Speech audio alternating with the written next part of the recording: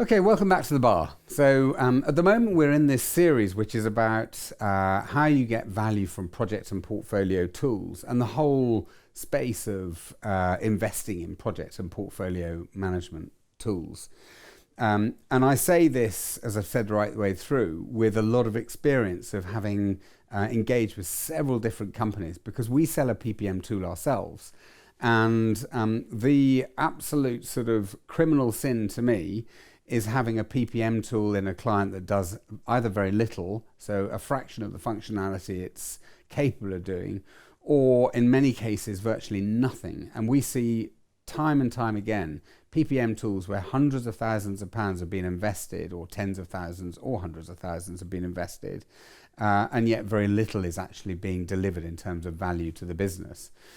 So the theme that I want to look at today is, why is it so difficult to get value from my PPM? Why is it so difficult for you to get value from a PPM tool that you've bought, you've invested in, etc.? Surely if it does everything it says on the tin, then it's going to change our business completely. It's going to do everything for us.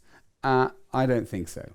So my experience is that with a lot of the PPM tools that are out there, a lot of the portfolio and project management tools that are out there, the features are geared around the mechanics of running a PMO or running a project. So planning modules, raids, risk and issue management, finance modules, resource management modules, etc. All very, very important things. But what I think is really important to ask yourself when you're looking at a PPM tool is, why do they matter? What difference are they really going to make to the business?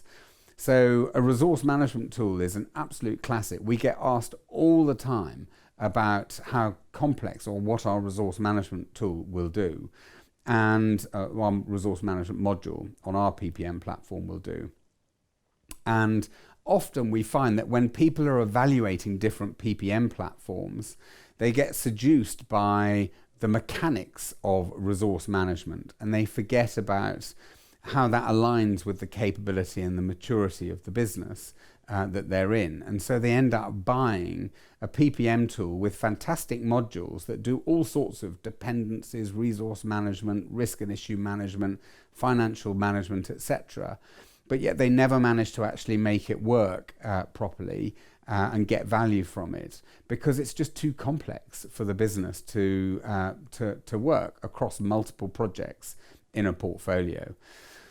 So my sort of bar tips for the day around this whole subject are: focus on outcomes, not mechanics. When you're buying a PPM tool, whatever the tool is, whether it's a large enterprise-wide PPM tool or a PPM tool for a medium to large business or whatever, ask yourself the question: when I adopt this tool, what are the outcomes it's going to drive? Is it really going to help me prioritize my portfolio and reduce the size of my portfolio by 25%?